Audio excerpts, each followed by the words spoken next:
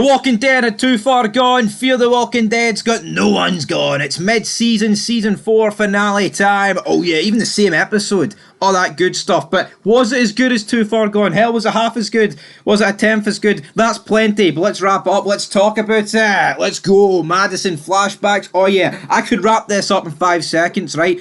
Madison dies at the stadium. Madison, she did it all for us. Yeah, she took the walkers back inside, and that was it for old Maddie. Strand narrating it was pathetic, by the way. Yeah, the episode title is No One Gone, but pretty much the entire Clark family at this point is gone.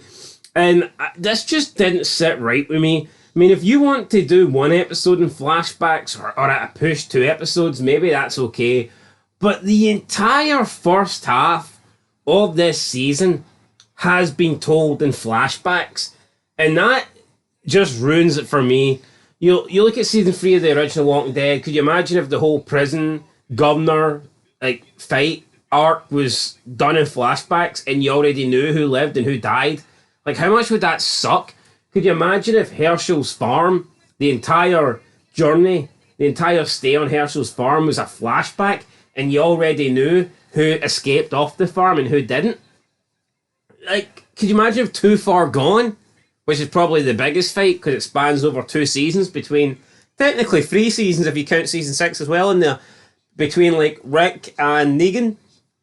I mean, could you imagine if that was told in a flashback story and you already knew who came out on top, you already knew who was going to live and who's going to die? It would just feel like shit, and that's exactly what we got here. And I'm just glad that it's coming to an end. People are saying that the first half of season 4 is watchable, or is great even, and the second half is unwatchable. I don't see how the second half can be so much worse than this. I don't think this first half of season 4 was horrible, but it was by no means good. It wasn't. We've also got major problems that Madison can't even mourn Nick's death. She's supposed to be the main character and she can't mourn her own son's death. Like, we don't get to see that. That's a missed opportunity, even though she can't act, so maybe that's why they didn't do it. Also, it's the fact that we're mourning Madison's death, but actually took place way before Nick died.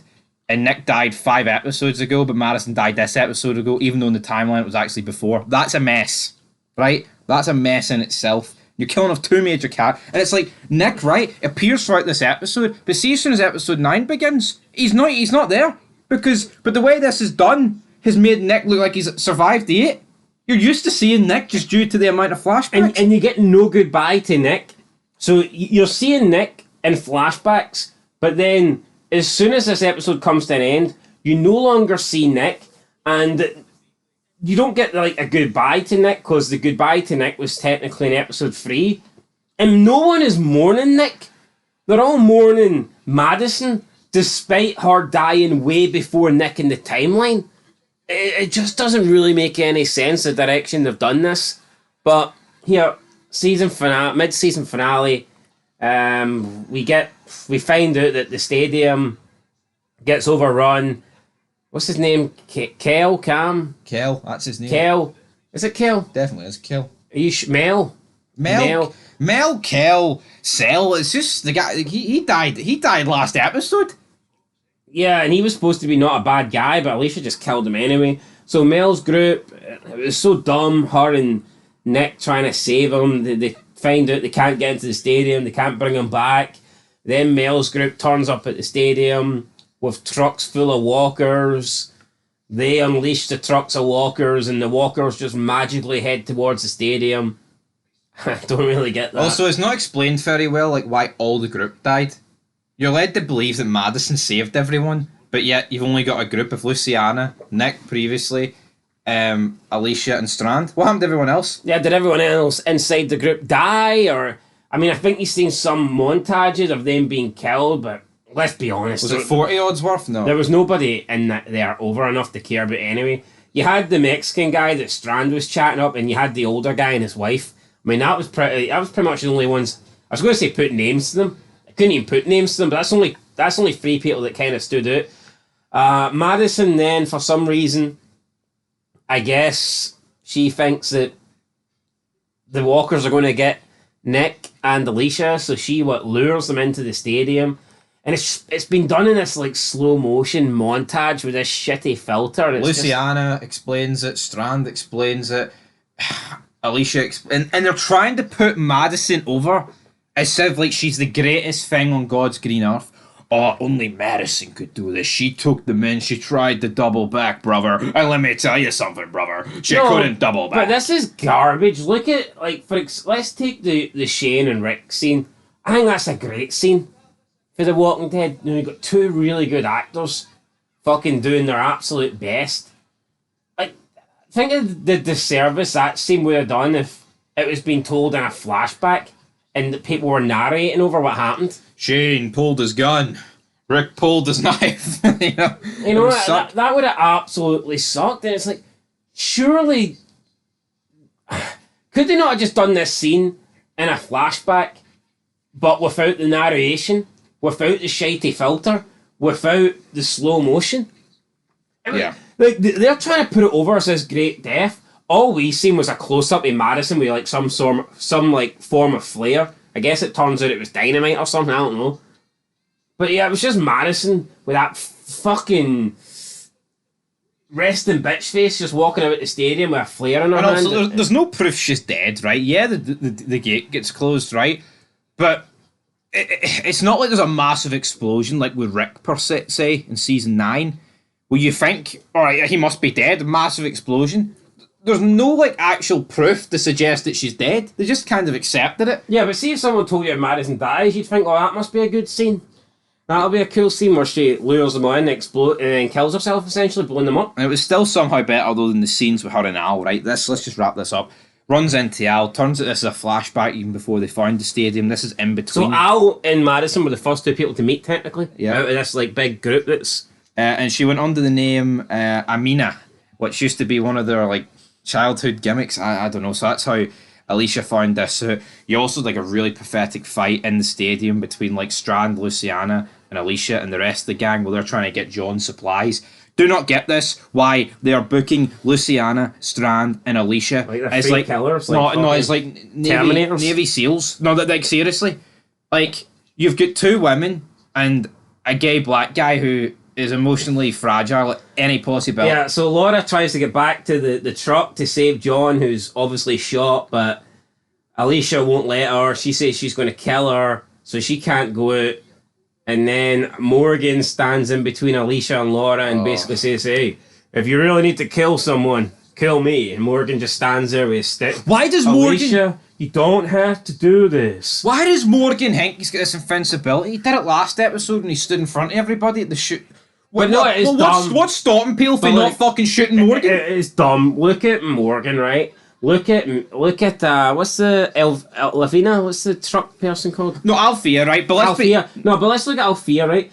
I remember Madison saying something to her, and Althea's like, "Yeah, I've got in a fair amount of scraps, or a fair amount of trouble, with the way she goes." And I've had a lot of guns, and I've been sip tied a lot, buddy. I've been sip tied a lot and stuff. Think of this Althea. So you tell me, everybody she's encountered, everybody she wants to interview, they all happen just to be good people that just give her an interview, then walk off. She's been sip tied a lot of times, and then people have just allowed her to go free. Why are the Walking Dead pretending that murderers and rapists and shit like that don't exist? Like, see Morgan thinking he can just stand in front of everybody and be like, well, if you have to kill somebody, kill me. The law of averages is Morgan would have just stood in front of somebody that at one point would have, well, fuck it. There's points where Rick would have just shot Morgan, see if he didn't know who he was, and some guy was just saying to Rick, here, no, you're not allowed to kill him. If you want to kill somebody, kill me.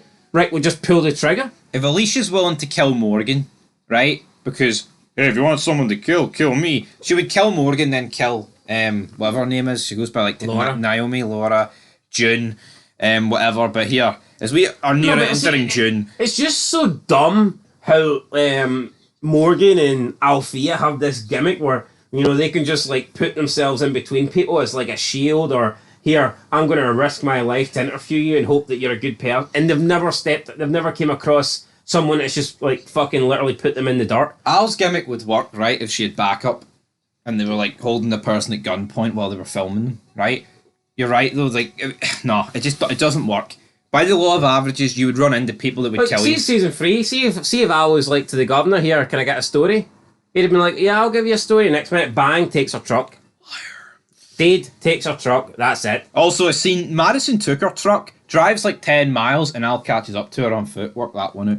Episode ends, guys, with Alicia writing Madison on the tape. She's crying. Madison replaces Amina. The group eats ramen around the campfire while a wee song plays. It's like, I love you. And Morgan's sitting there eating his fucking ramen. Eating his ramen, but... The only positive I've got, right, is that John's still alive. That's the only positive I've got. But keep in mind that at this point, Nick has died a lot more recently than Madison, yet Madison's still the person they're all mourning. It just doesn't make any sense. Yeah. Timeline-wise, Madison's died quite a long time before Luciana cares way more about Nick, right? Strand, alright, cares more about Madison, but he was still friends with Nick. And Alicia, realistically, should be mourning her brother more because that just happened more recent than her mum. So why... There's more characters here that should care about Nick than Madison, just by looking at it. I mean, Luciana was his girlfriend. What's Luciana's connection to Madison, really? If you look at episode 5, Alicia, Strand, and Luciana were all sitting in the back of the truck, all feeling guilt. Oh, it's my fault Nick's dead. No, I mean, they were all feeling down in the dirt. They were feeling down in the mud about Nick's death, but now, all of a sudden, Madison's the death that matters, even though... See, they're having these characters be upset about Madison's death because we've just seen Madison's death in episode 8. But episode 8 has been told in a flashback, so it makes no logical sense as to why they'd be more reeling.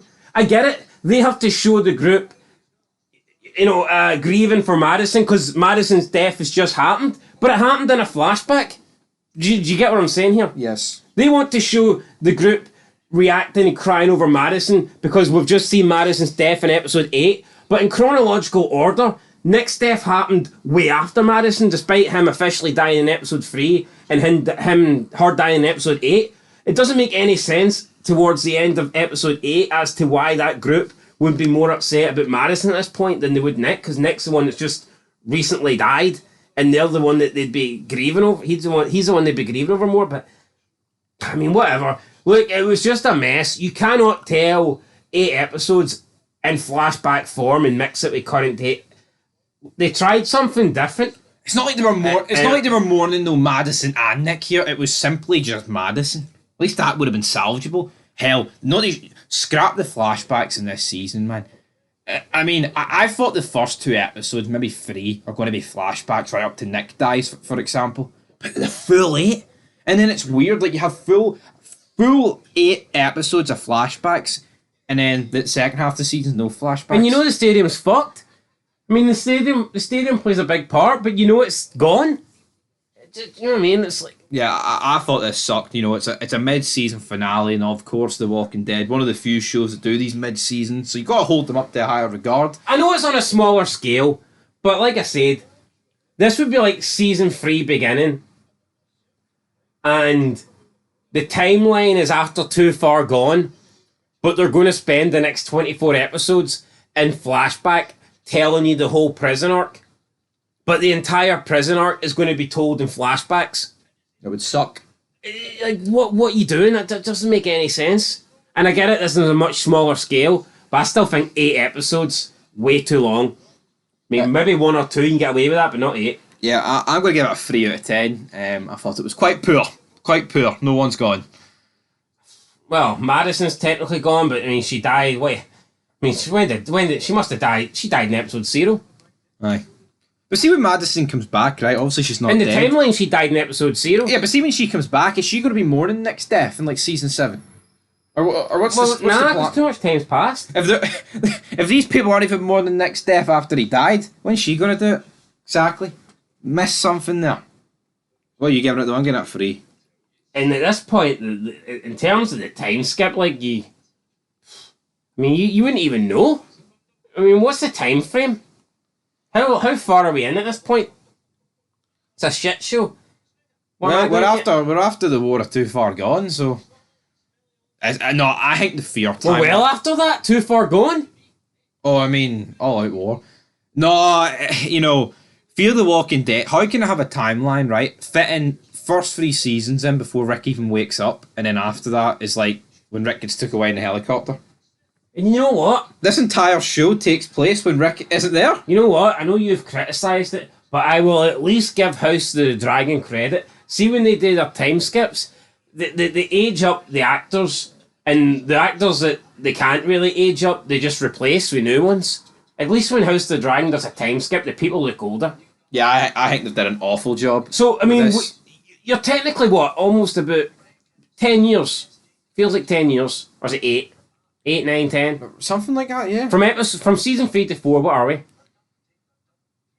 So, Alicia should be going from what, being 18, 19 to late, like, you know, almost 30. Yeah. And she doesn't look any different. It's just a mess, isn't it? Madison should look 10 years older and she's still got the same resting bitch face as she did in season 3. I mean, it just doesn't make any sense. There's ways to make people look older and they haven't even attempted to do that in Fear. No. We'll just put a shitty filter on to make everyone look depressed. Anyway, I'm depressed. 3 out of 10, you're giving it. 3 out of 10, I'm giving it I'll give it a 3 out of 10 as well, guys. Not impressed. 3 out of 10 as well. 3 out of 10. Can the second half deliver? You'll have to wait and see. Till next time. Peace.